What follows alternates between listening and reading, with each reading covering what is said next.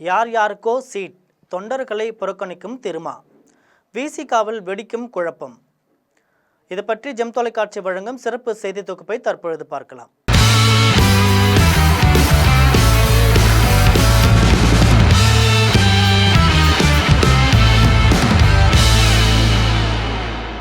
கடந்த 2024 மக்களவைத் தேர்தலில் தொடங்கிய திருமாவளவனின் தவறான முடிவுகள் இப்போது வரை முடிவடைந்ததாக தெரியல.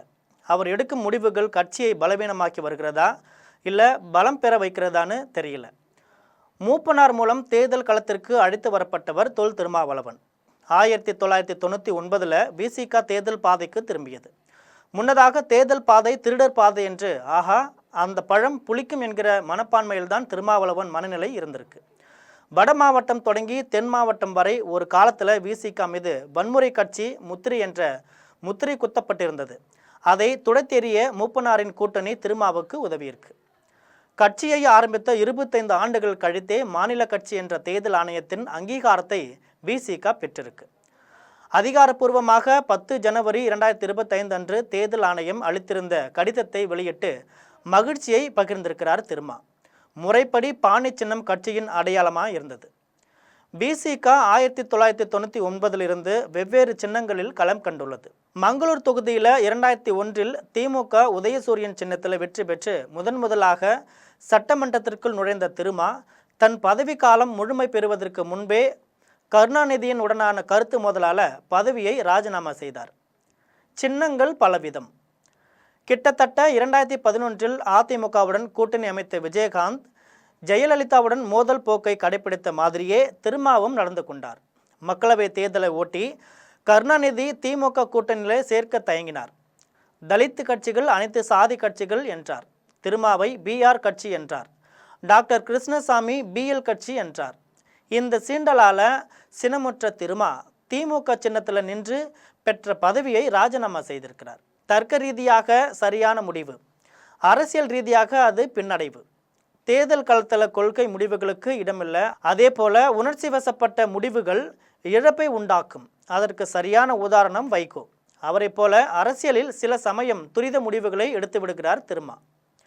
விசிக இந்த 25 ஆண்டுகளில் மெழுகுவத்தி மோதிரம்னு சுயேட்சை சின்னங்களில் போட்டியிட்டு தோல்வியை கண்டுள்ளது. 2004 மக்களவையில் அம்பு சின்னத்தில் நின்றது. ஜார்ஜ் பெர்னாண்டஸ் ஐக்கிய ஜனதா தளத்துடன் கூட்டணி மக்கள் கூட்டணின்னு 3வது அணி அமைத்தார் திருமா. பாஜக பாசிச கட்சி என்று விமர்சித்த அவர் என்டிஏ கூட்டணி அமைப்பாளர் பெர்னாண்டஸுடன் கைகோர்த்தார். அது விமர்சிக்கப்பட்டது. அந்த தேர்தலில் அதிமுக திமுக ஆகிய 2 கட்சிகளும் திருமாவை புறக்கணித்திருக்கு. ராமதாஸின் பாமகவை கூட்டணிக்குள்ள வைத்துக்கொண்ட கருணாநிதி விசிக சாதிய கட்சி என்று பேசிய வினோதம் அரங்கேறியிருக்கு. இந்த தேர்தலில் கடைசி மனிதனுக்கும் ஜனநாயகம், எளிய மனிதனுக்கும் அதிகாரம் என்று முழங்கினார் திருமாவளவன். அந்த எளிய அதிகாரம் இன்று அவரது கட்சி தொண்டர்களுக்கே கிடைக்கிறதா என்பது கேள்விக்குறியாக இருக்கு. ஆதவ் அர்ஜுனாவை கட்சிக்குள் அவசர கதியில் கட்சிக்குள் இணைத்த அவர் உடனடியாக கட்சியில் பொறுப்பை வழங்கினார். அடுத்து 2024 மக்களவைத் தேர்தலில் அவருக்காக பொது தொகுதி கேட்டு திமுகவுக்கு அழுத்தம் தந்ததாக செய்திகள் வந்திருந்தன. அந்த வேகத்தை 2026 சட்டமன்ற தேர்தலில் வேட்பாளர் தேர்வில் அவர் ஏனோ காட்டவில்லை. சுணக்கம் நிலவியது. கட்சிக்குள்ள நன்றாக செயல்படும் ஆளுநர் ஷானவாஸுக்கு சீட்டு மறுக்கப்பட்டது. பெரிய விஷயமில்லை. கட்சிக்கு காட்டுமன்னார் கோவில் தொகுதியில் தானே களம் காணப்போவதாக சொன்னவர் கடைசியில் இளைய பெருமாள் மகன் ஜோதிமணிக்கு அந்த தொகுதியை விட்டு தந்திருக்கிறார். அவர் விசிக அரசியல் நிலைப்பாட்டை ஏற்காதவர். காங்கிரஸ்காரர் அவரை தேடி நிறுத்தியிருக்கிறார் திருமா. ஆனால் 25 ஆண்டு காலம் கழித்து கட்சிக்கு தேர்தல் அங்கீகாரத்தை தேர்தல் ஆணையம் தருகையில் இந்த வெற்றியை 1999 நடந்த வன்முறை தாக்குதலில் ரத்தம் சிந்தியவர்களுக்கு சமர்ப்பிக்கிறேன் என்றார்.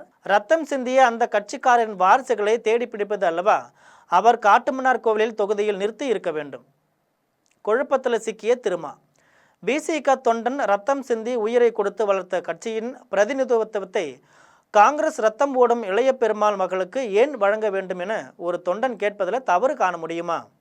இவருக்காக ரத்தம் சிந்திய சிதம்பரம் தொகுதி, மரக்காணம் பகுதி தியாகி குடும்பத்தில் ஒருவர் கூட இல்லாமல் போனார்களா?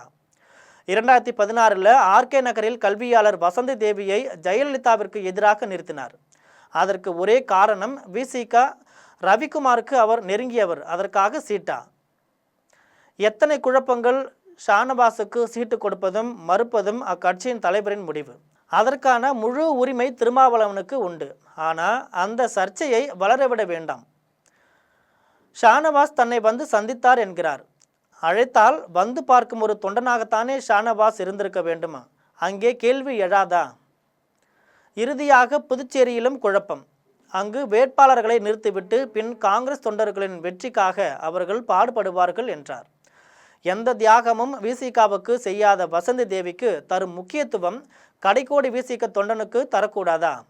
ஆதவர்ஜுனா விவகாரத்தில் கூட கட்சியில் தலைவர் திருமாவே பேசினார். ஆதவ் வீட்டிற்குள் மௌனமாக வாய் மூடி உட்கார்ந்திருந்தார். தலைவரை விட கட்சியை விட இவர்கள் பெரியவர்களா? 1999 தொடங்கி மக்கள் நல கூட்டணி வரை திருமா எடுத்த பல முடிவுகள் தவறானவை. ஆளுநர் ஷானவாஸ் விவகாரத்தில் கூட நான் தவறான முடிவை கூட எடுத்திருக்கலாம்னு காணொலியில் விளக்கம் அளித்திருக்கிறார். விளக்கத்தால் கட்சி வளராது, வியூகத்தால் மட்டுமே கட்சியை வளர்க்க முடியும் என்பதை அறிந்த தலைவரின் இந்த குழப்பங்கள் அரசியல் எதிரிகளை வலிமை பெறவே செய்யும்.